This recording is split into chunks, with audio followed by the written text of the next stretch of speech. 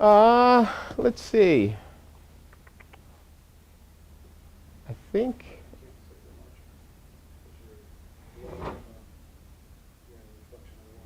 Oh, so what was it?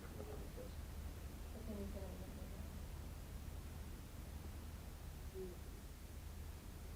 so I'll ask the question and have a look at your answer. Are you okay with that? I'm okay with that. All I right. think I'll remember to look at that.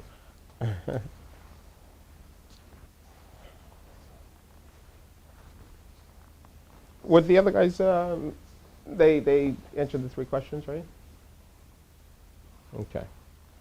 I Um, don't think we talked about your clientele, and no one talked about your background. the firm's background or mine specifically? Both. Okay. They talked about the diversity, Mm-hmm. so they talked about it from that perspective, but not really from a historical perspective. Okay. We had to make it kind of as generic as possible, not using names, Yeah, because you never know what happens to the group. Yeah, we of want course. to be evergreen. Yeah. Of course. Okay. So I'll talk about my background, then we could use whatever snippets out of that we need to, right? Um, and I'll look at Dom as I And do you that. look at Dom. And I'll look Yeah. at Dom. I'd much rather look at you, but I suppose I could look at Dom.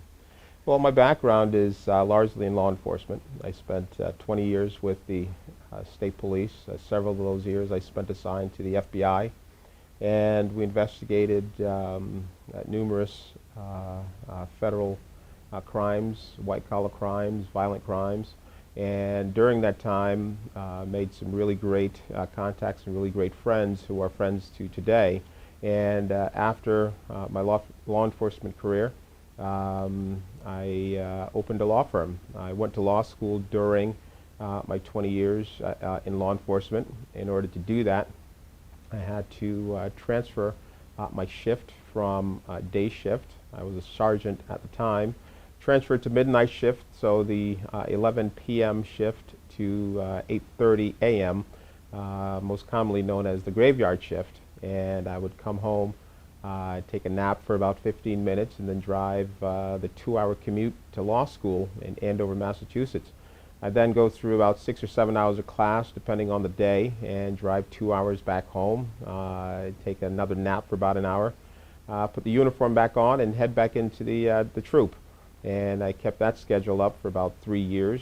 I attended law school full time, and so virtually with no sleep and working two jobs because on the days that I didn't have school, I worked at a law firm, which was Tuesdays and Thursdays for about 30 hours a week. So between the 7 hours, the 70 hours a week, or 40 hours a week with the state police and 30 hours a week at the law firm, and full-time schedule in law school, I was a bit busy. All right. Sounds good. Um, so, so what made you decide that you wanted to become an attorney in the first place? Well, after my law enforcement career, I thought that there was a way to meld the law enforcement background with my newly minted law degree, and I was able to convince some corporation counsel of prominent municipalities here in Connecticut that because I was a police officer for 20 years, that would lend itself well to defending their police officers in suits for various types of allegations. And our first client was a major city here in Connecticut, and we started out with one police officer lawsuit that we quickly won. We did well on, and the corporation counsel of that particular municipality um, appreciated our work and started to send more work. And that developed into a great relationship, and in fact, we still have that client today. And I brought the show on the road, so to speak. I went to subsequent municipalities and talked to their head lawyers and convinced them that the same work that we did in that particular municipality, we could duplicate it. And we were much smaller firms than the firms that typically do this sort of work, and so we were able to be nimble and be very responsive to our clients, and was able to come in at a rate that was much more economical than some of the larger firms were able to do. And so that positioned us well to do this sort of work, particularly given the shrinking budgets of some of these municipalities. And so that sort of work, the municipal defense, police defense work, started our firm in earnest. And shortly after that, we branched out to more corporate and commercial work, transactional work.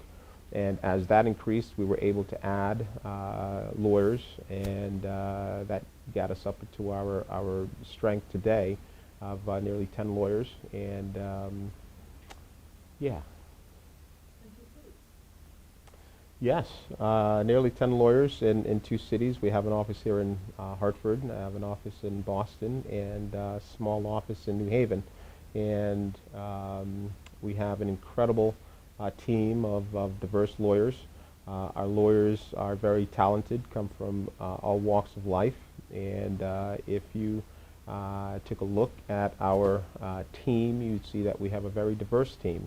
The majority of our lawyers are women. We speak multiple languages. We're from multiple parts of the world. And I think the diverse and broad diversity of our group adds to our creative strength. It gives us the ability to communicate effectively with our clients who are also diverse, and it helps us to better understand the work that we need to do for our clients. As the marketplace becomes more and more global and more international, I think it's very, very important that the makeup of our firm reflects this diversity. Good. Okay. So if we could boil all of what you just said down into a couple of precise points, what would they be? I think I'm sorry, to interrupt. What made you decide to go to law school in the first place? well, I decided to go to law school during my assignment with the FBI. We, at the time, and in general, the federal law enforcement agencies work very closely with the U.S. Attorney's Office. And I was working side by side with a federal prosecutor, an attorney. And after several years of seeing the internal operation of that law office, the U.S. Attorney's Office, I was intrigued, and I thought that I could do that, and why not me? And I remember the first case that we tried, I was the police officer. The first case that my prosecutor tried, I was the government, the case agent. And so I sat at the government table side by side with the federal prosecutor. And I remember feeling a great sense of pride and accomplishment being in that position. I'm from the inner city of Hartford. I was born in Jamaica, came to this country when I was 6 years old, and grew up in the north end of Hartford. And so I had never, up until that time, envisioned myself as a lawyer. I had never been told that I could be a lawyer. I was never really encouraged in any meaningful way to pursue law. And so being in this position with this prominent federal prosecutor and playing such a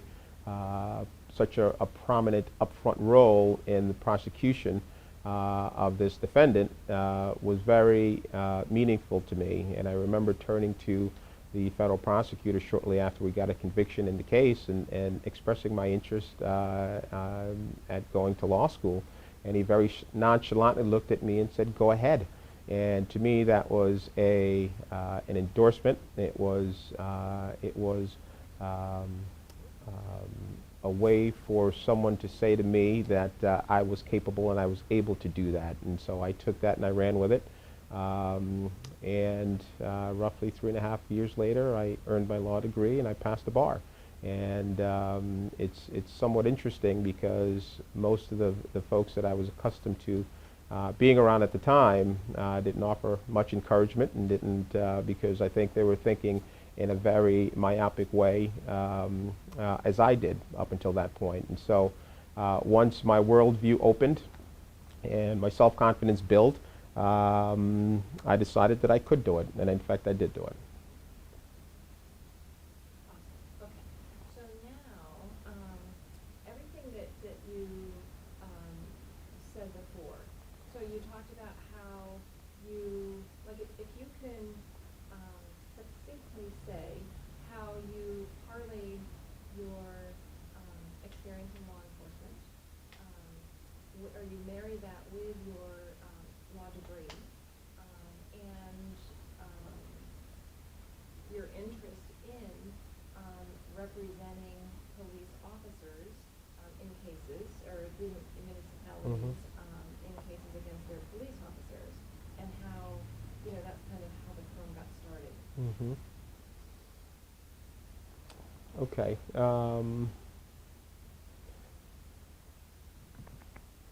I initially saw municipal law as an easier entry point into representing municipalities, representing police officers. One, given my background in law enforcement, and two, given that I had created many contacts in the law enforcement industry. And police officers are somewhat of a unique bunch of folks in that they really are a cohesive team, and when a lawsuit is filed against a police officer, they take it very personally, as I did when I was a police officer. And so I felt that being in this unique position, having been a police officer for 20 years, and now being a lawyer, that my background would resonate with police officers, and we would be, in fact, successful in being able to defend them, having gone through the day-to-day grind that police officers go through in just trying to do their jobs. We parlayed that experience into a municipal defense law firm. I'm not sure if that answered your question. It did somewhat. Something along those lines. That it's really, it was natural. It was a natural entry. Yeah. Yeah, natural entry is a better description. Yeah. I've seen that municipal law is just is the very small part. Well, not a very small part, but we're looking to go into more corporate law. And out of the municipal. Yeah, I mean the municipal is there, but the trajectory that we're on really is more corporate healthcare and business law, as opposed to the municipal law. That did get us started, Yep. And All right, it so allowed we us. don't wanna focus on Yeah, not too much. that. Okay. All right, I'll ask a different question. Okay. All right. So, who are the clients that Herman Rubber represents, and why? Okay. Our firm represents a very broad base of clients, from large multinational retailers to large healthcare institutions, hospitals, insurance companies, as well as smaller businesses. In fact, we enjoy working with startup businesses because it's great to see, and it gives you great satisfaction to help a smaller entity start a commercial enterprise, and to be able to be a part of that growth and a part of that development as that company begins to earn money, hire employees, and develop into a business. And we also have a fair share of larger corporate, national, international clients that we serve on various levels, from day-to-day employment law issues to large-scale litigation, where the company is either being sued or bringing suit against another entity. So our clients are really diverse, if you will, and runs the gamut from large conglomerations to much smaller commercial enterprises. Okay, I think I understand that way. Everyone was talking to him. Yeah. I think everyone but Eric. Yeah. Okay. All right, so, talk to me about the diversity of the attorneys within the group and the strengths that they bring to the Indian office. Okay. One of our strengths as a law firm is our diverse team. We have an incredible team of lawyers from all walks of life, from diverse backgrounds. We have lawyers that are Asian. We have lawyers that are African American. We have lawyers that are from Europe. And given the landscape and the increasingly diverse clientele that we have and we continue to engage, having a diverse staff, having a diverse team just adds to our creative strength. It adds to our ability as lawyers to be able to communicate with our clients, to be able to communicate with the, let's scratch that and do that again. I don't like that. Okay, so what I want you to do is imagine, Dom, you need to come here just a little bit because you're looking right in the camera. Look into Dom's eyes. Into Dom's eye. And Dom is the, like, I want this client, Yeah. okay? And you're telling him about the strength of your law firm. Okay. Okay. So you're trying to sell him Trying to sell him.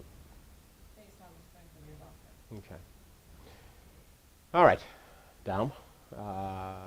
Sell him based on the strength of our law firm. We have an incredible team of lawyers. Our lawyers are from diverse backgrounds and from all walks of life. Between the entire team, we speak multiple languages and communicate on multiple different levels. And before joining the firm, all of our lawyers have experiences in just different areas of the law and different personalities given their individual backgrounds. That creative strength, or that strength brought together, adds to our creative strength as a law firm and benefits our clients in ways that a team of that is not so diverse, blah, blah, blah. All right, I was going well until that point.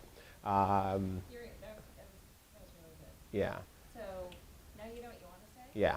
Yeah, put some energy. Okay, Show your personality. okay. The collection of lawyers with such diverse backgrounds and such wide-ranging experiences only adds to our creative strength as a team, and that goes to the benefit of our clients, that goes to the benefit of the cases that we handle, and that,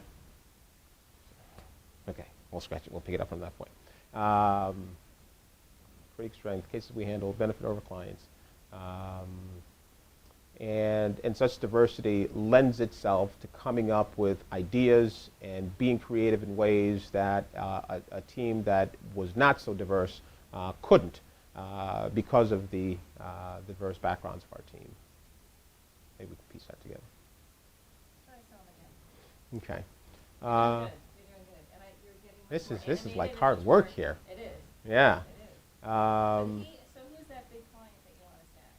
Like, that's going to be like, yes! That'd be Accenture.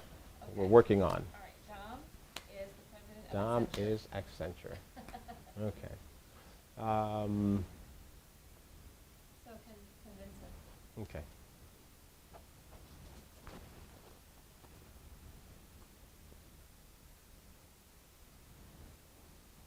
All right. In many ways, we are an atypical law firm. Our law firm, we have lawyers from all walks of life, from many different countries. Between us, we speak many different languages. As the landscape of our clientele becomes broader and broader every day, and it is essential for lawyers, for international, global client, be able to speak the different languages. All right, I don't like that. I love the way you started that. Yeah. That your law firm is atypical. Yes. That's Okay. a nice, strong, powerful statement. Okay. You can start with that. All right. In many different ways, our law firm is atypical. It is, in many respects, a very non-traditional makeup of law firms. We have 60% of our lawyers that are women. A multitude of our lawyers are from different countries. We speak between us 8 different languages, and we are able to bring all of those unique perspectives to bear on our clients' issues. And because we're from all walks of life, we're able to come up with ideas, come up with solutions that without the diverse makeup of our team, we otherwise would not be able to develop. That was awesome. Yes. Ah, That was okay. great. That was very strong. It was very powerful. You were very much, it was very much expressing your personality. Mm. It was really good. Okay. That was really good. Oof, Yeah, cool. that was awesome. So now what else do we want to talk about? Wanted to talk More- about just how I got from there to here. So Okay. from state trooper to law firm. So how'd you get from there to here? Okay. There to here. There to here. There to here. Here to there. Here to there. Okay. I am asked quite often how a state trooper from the north end of Hartford inner city becomes the owner of the largest minority-owned law firm in New England. I wish it was a simple story, but it isn't. But okay, let me start over. Start it with a question. Okay. How did a state trooper or law enforcement, Mhm. however you want to say that, start Okay. it out? Okay. Like you're asking a question. Okay. And then you're- How did I go from one? How did I go from being a state trooper to? Okay. All right. How did I go from being a state trooper to being the owner of the largest minority-owned law firm in New England? Okay, I'll do it again. Keep getting downs over there. No, I don't. All right. How did I go from being a state trooper to the owner of the largest minority-owned law firm in New England? I wish this story was a simple one, but it isn't.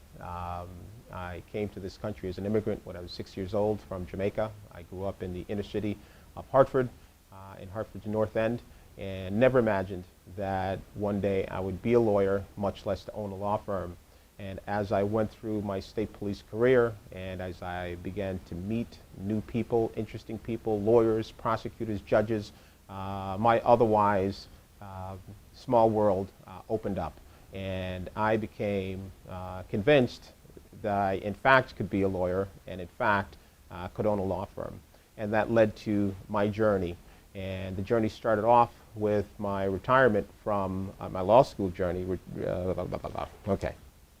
And that led to, go ahead. Question. People who would not be familiar with Hartford. And that's Why what I'm is saying. this That's what I'm saying. Inner city. I was trying to say that How would the. you describe the North End? Is Yeah. it,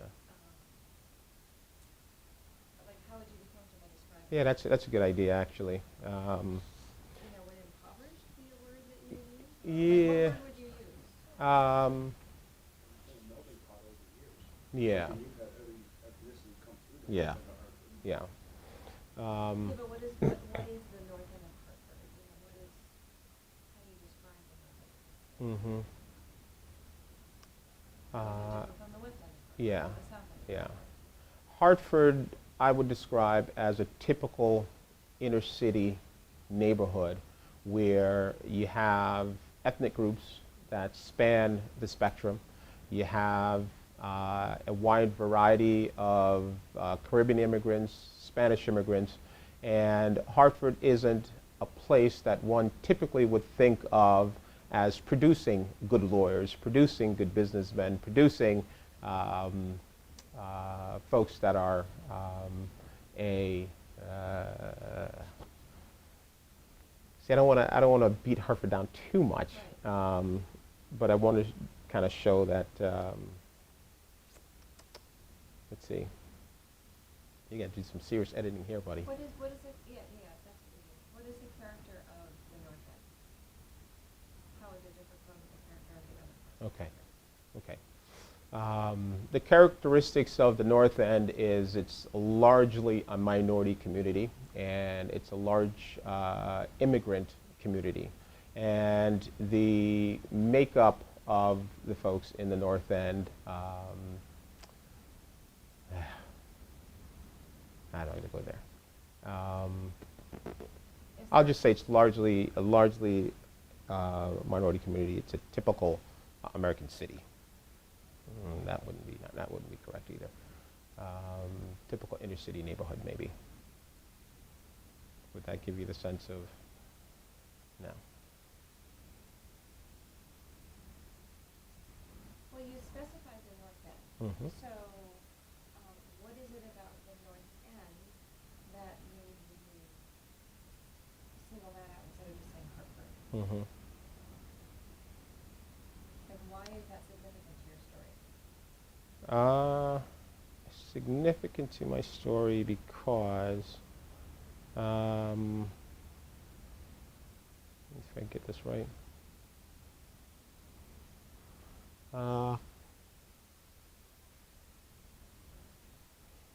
The North End is in the news every day, highlighting violent crime, highlighting all the negative things that happen in a city, particularly the North End.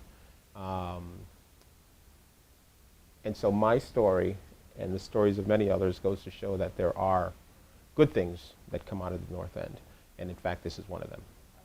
that kind of thing. So, did you grow up in a rough neighborhood, or what's the way that you just laid out? Mm-hmm. Okay. The North End of Hartford is a neighborhood not unlike other inner cities in America. And the makeup of the North End of Hartford is such that people that I coordinate with, network with, that are my friends, look just like me. There is not necessarily a minority, non-minority population in the North End of Hartford. And you hear quite often on the daily news of instances of violent crime and theft and those sorts of things that happen in the North End. But I am a tribute and a testament to the fact that there are good things that are produced in the North End, and with determination and hard work that these things could come to fruition. That's good. Hmm. That's good. So, let's go back and talk about your journey. Mm-hmm. Starting from your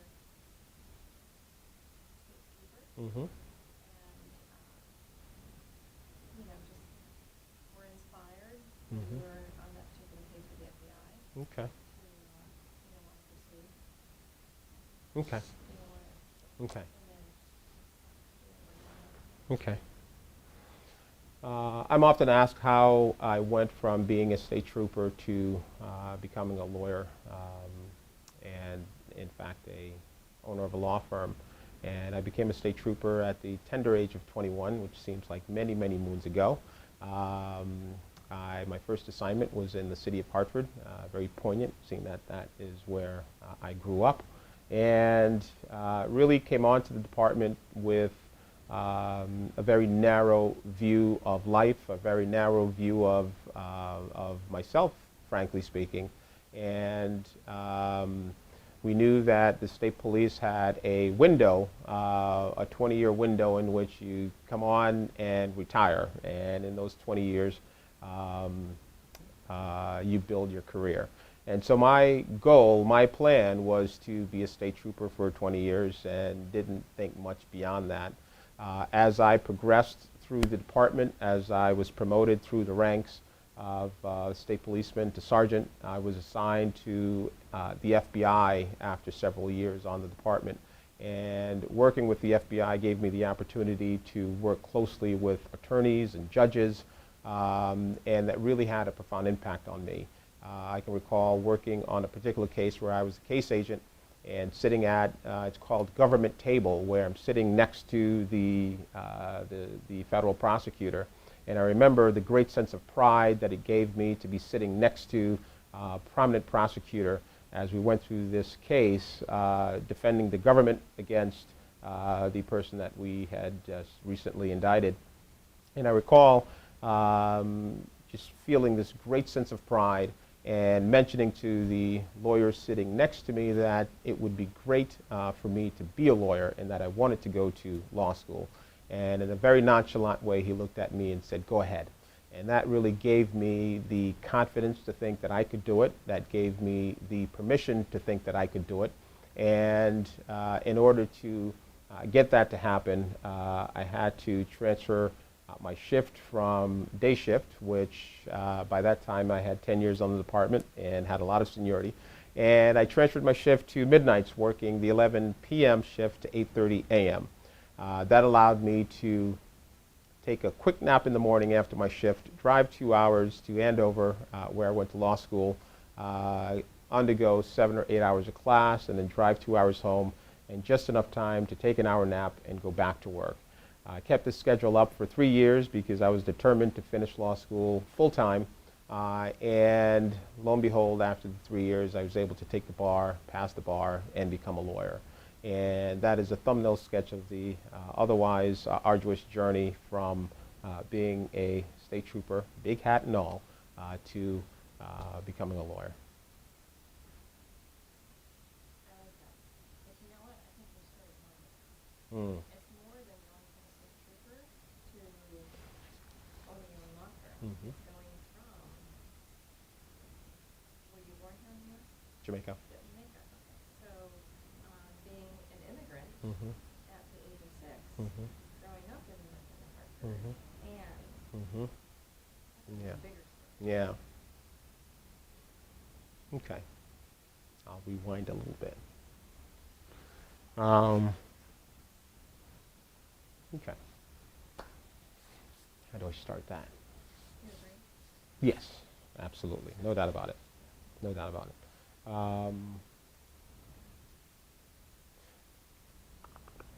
When I came to this country at the age of 6 from Jamaica, I never imagined in my wildest dreams that someday I would become a state trooper, government employee, and someday I would transcend from that to become a lawyer, and someday I would in fact grow to be, let me start over. Oh, Yeah. I like that. Yeah, let me start over. That's good. Yeah. When I emigrated to this country at the age of 6 from Jamaica, I never imagined that someday I would become a state trooper, that someday I would move on from that to become a lawyer, and that someday I would distinguish myself as being a lawyer to owning the largest minority-owned law firm in New England, where we have an office here in Hartford, an office in Boston, and an office in New Haven. We represent clients, multinational clients. We represent large institutions. We represent large commercial enterprises, that these people would someday trust me and my firm with their most sensitive and important work, that someday these people would have the confidence in me and the team that I've put together to handle some of their most important work. I suppose I can go on from that, huh? What else? Took a little while. Yeah, this acting thing is. That was really good. Hmm. All right. So from here, you said it when you were sitting down. Now let's talk about the. Now, what are your thoughts in terms of the video? Like you're talking about large institutions and all of that. While you're saying that, we could scroll some of those names. Not the client names. No, you can't. Yeah. Oh, okay. Yeah. Interesting. Yeah, they would go crazy. Okay. All right. We can scroll things like Fortune 500 companies, large hospitals, large retail, whatever, but not the client names. What about types of cases? Yeah, we can do that. Scroll types of cases? Yeah. Okay. Yeah. And then that would, people seeing that would say, okay, this is the type of firm that Yeah. can handle it. Right. Okay, all right. Right. So Yeah, that's that's a good idea. Okay. That's a very good idea. Good. What do you think? Yeah? I like your energy.